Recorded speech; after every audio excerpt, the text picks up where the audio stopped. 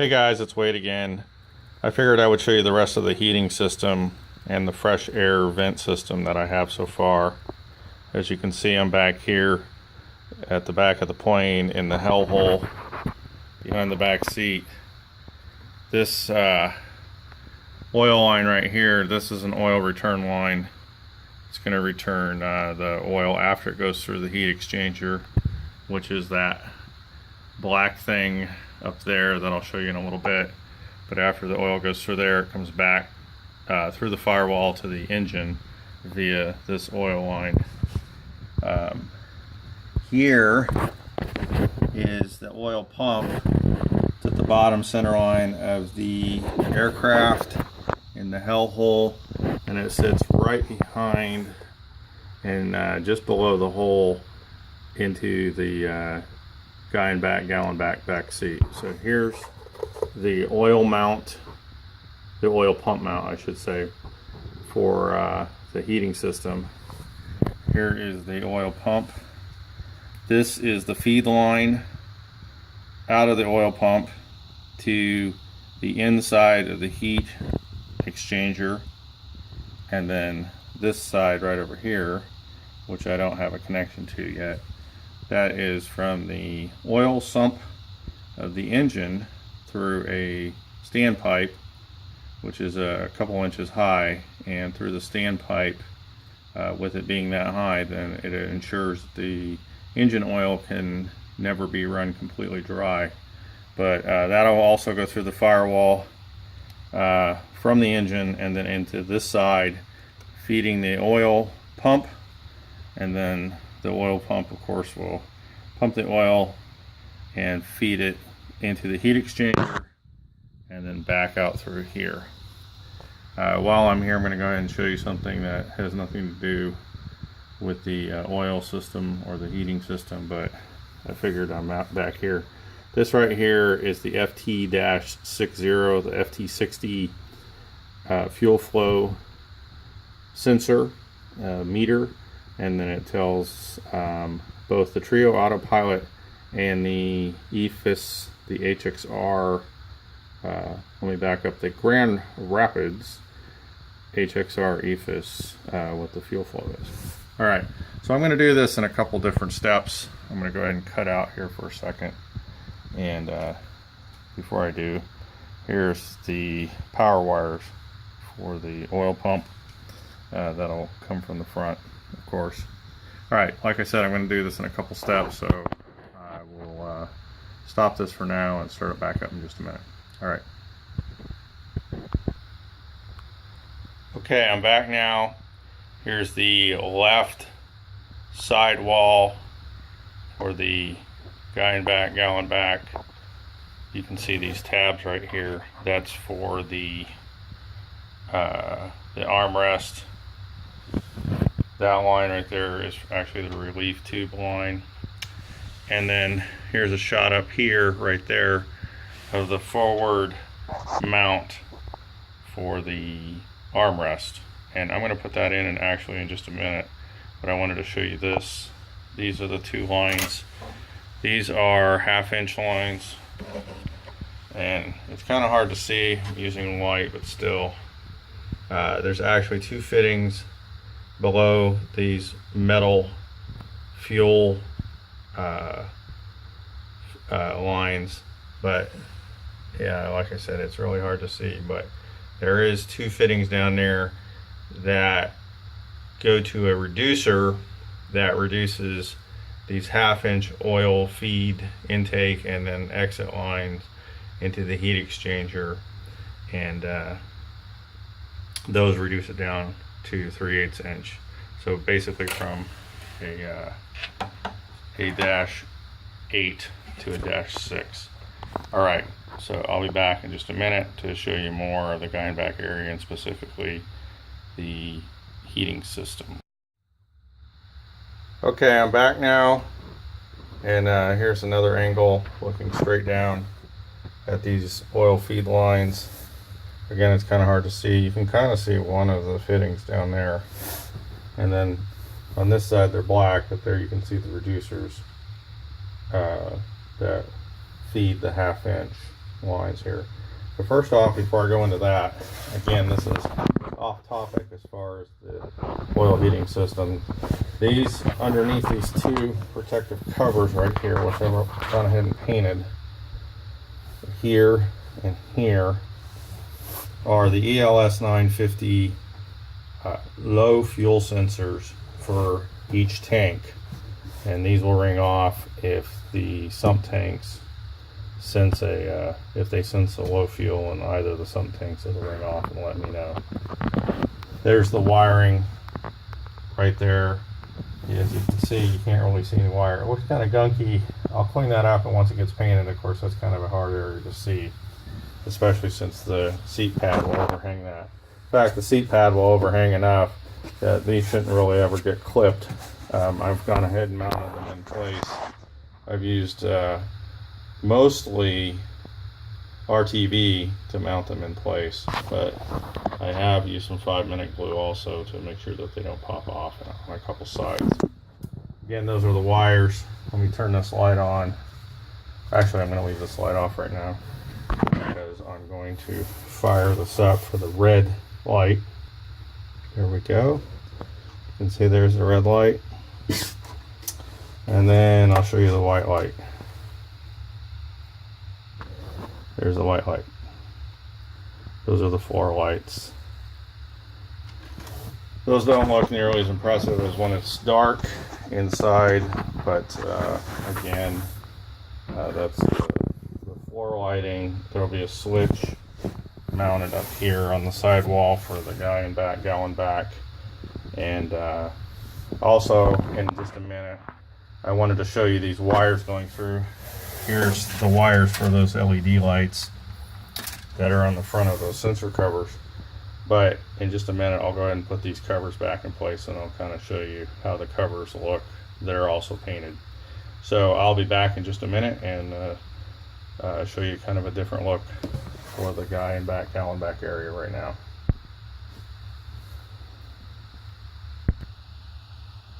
Okay, I'm back. Unfortunately, I'm not able to get this kick plate cover in that fits up against the sidewall there. If you've been watching the blog, you've probably seen pictures of it. With these yellow cables not mounted and running all the way down the sidewall, I have to be able to reverse the way I put it in now and put this side in first and then slide it along the front for a little bit down in that corner, but I can't with this sensor cover in place right now. So you get an idea of what it looks like there, and then I'm going to turn this around toward my hand, and then you can see right here, that's what the left side wall armrest looks like. And then I don't think I was able to, or I didn't show this to you before. This is the gallon back push to talk button housing, and then right here are the holes for the headset jack. Of course, this is obviously not painted, so I'll need to get that painted, but that will happen in due time with the rest of the gallon back area. Okay, so that brings us to the actual system that I wanted to talk about, and that is the fresh air intake and the oil heat system, which this heat exchanger right here is, of course, the heart of. Now I'm going to pop out here real quick. If you'll remember, this hole that is on the side of the aircraft on the current side of the fuselage, which is 1.5 inch in diameter, that comes into the cockpit, the cabin area. This is actually 2 ducts right here. This is the seam between the forward duct and then this aft duct, which is simply to deliver air up through the aft duct up high. That will go to an eyeball vent just like this down here for the upper vent for the gallon back. Now that vent is both, that'll either be warm air for heating or cool air for venting. This is just sitting there right now. I did that last week. So the air comes in, goes down through here. Now, if I don't actuate this lever right here, the air just continues on. It'll flow up through this vent, also through this lower horizontal vent or ductwork, which is behind the heat exchanger, and through this vent. And then it might be hard to see, but it also goes up through the seat. And I've been playing around with some foam right here, but there is a duct cut into the lower seat just after the seat belt bracket on the left side in the pilot area. But here you have the that's the ductwork will continue forward, so it'll feed the gallon back fresh air or heated air through this duct for the upper vent, and then this duct for the lower vent. Now this duct is mainly for heat during cold spells, obviously, because this is to heat up the gallon back, the lower extremities. Now you can see the reducers right there, those fittings that reduce the 1/2-inch feed lines and exit lines. That here are the 3/8 inch lines that I needed to match up with the fittings, which were the only ones I could get for the heat exchanger. So here you have the heat exchanger. Instead of painting it and having the paint rub off over the years, I just went ahead and covered it with 1 ply of carbon fiber. See the mounting bolts right there, which mount into the horizontal lower duct, so that keeps it all secure. Now this isn't mounted in here right now, it's just mocked up, and as you've probably noticed with these Clecos. Now there's 3 valves. I've only completed 2 of the valves, and I haven't even done the cabling for those valves yet. The first valve in the system would be this valve right here, and what that does is when this is down as far as it can go, the valve is closed, and that just lets the fresh air go through the entire system. Now when the cable is actuated and this valve is pushed forward or up, then there's a little door in here that closes off the air from continuing on past the valve, and it diverts the valve in through this top part here, which is the inlet duct for the heat exchanger. Now that's where the second valve comes into place. Currently this valve, there's a butterfly valve that kind of goes at an angle like this that I showed in the first video, and this valve, the butterfly valve, is currently closed. If I open the valve, which I can't do all the way because of this Cleco, but if the valve is open, it allows that air to continue on all the way through the heat exchanger, and then it exits out the very bottom back here, comes back up, and then goes back into the system on the other side of this closed valve. And then it continues on and it feeds, I took it off, but it feeds this duct or the vent, and this vent here, and then the vents up front after it goes through the seat. Now, again, if it's at the very beginning of a flight and the engine hasn't really had time to get up to temperature, so the oil temperature isn't all the way up, I can leave this valve closed right there, and then when the air comes in, it essentially just hits a wall and doesn't really go anywhere. And that keeps the air from flowing from the outside of the aircraft through the heat exchanger, which is not yet warmed up in this scenario, and then sending cold air throughout the aircraft. So once the heat exchanger slash oil is up to temp, even though this valve is open, I can then open this valve and let the air go through the hot heat exchanger because it has hot oil running through it, and then back to the engine, and then that allows the heat to flow. Now, the one other valve will be down in that very lower corner, right at the very corner of the floor, the sidewall, and the very bottom of the backside of the pilot seat.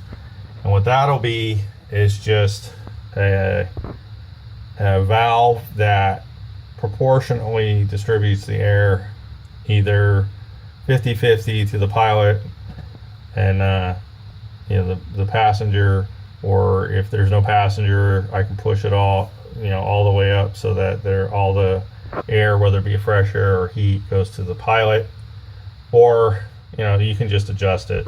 So there's a myriad of different levels that you can adjust it to for comfort for both the pilot and the passenger. But since the pilot controls it, I guess we always know who's going to be the most comfortable, huh? Okay, so all joking aside, this is the system again. I wanted to show it to you because I'm about ready to break it down. I just got back from being gone for about a week, so I want to get back into this build as best I can for the next month before Rough River comes around. So here again, these are the 3/8 inch oil lines that are fed by the 1/2 inch oil line coming in, and then going out again it turns back into a 1/2 inch oil line going back to the engine. Since it's such a short run, and since these were 3/8 inch fittings on this heat exchanger, pretty much had to use the -6 fittings. Heat exchanger is pretty much done. I do have to add another Adel clamp down in this area right here on the heat exchanger for this fresh air or heating air distribution valve. Again, that's the first valve in the system. It allows for either fresh air to just come into the system, or if I close it, then it diverts the air through the heat exchanger, which also has its own valve. It's a heat restrictor valve, which is in fact a butterfly valve, and then that goes down and then exits out the forward bottom area and then back into the system. And then I have the pilot slash gallon back distribution valve, which is the valve number 3, and that's it. There's 3 valves. They're all cable controlled. I haven't finalized the location where they'll be in the front area. I'm thinking that it's probably going to be somewhere on the left armrest for the pilot, but that's about it. So I know this has been a very long video. I wanted to not only show the heating system. Let me put this back in place. But not only did I want to show you the heating system and the fresh air vents, but pretty much everything I've been working on. Again, my goal is to try to get this area back here pretty much up to snuff as best I can and as finished as I can before I install the strakes. And so that's kind of the push right now. Better to get it done, in my mind, early, so that I can not have to lay on the strakes to get all this done later on. Again, there's the kick plate. That is finished. It's both painted and clear coated. And then I'll turn this around, give you one last shot. Try to give you a wide angle shot here of the left gallon back armrest. And then that's it. I'm going to sign off now. Thanks for watching. Take care. Cheers.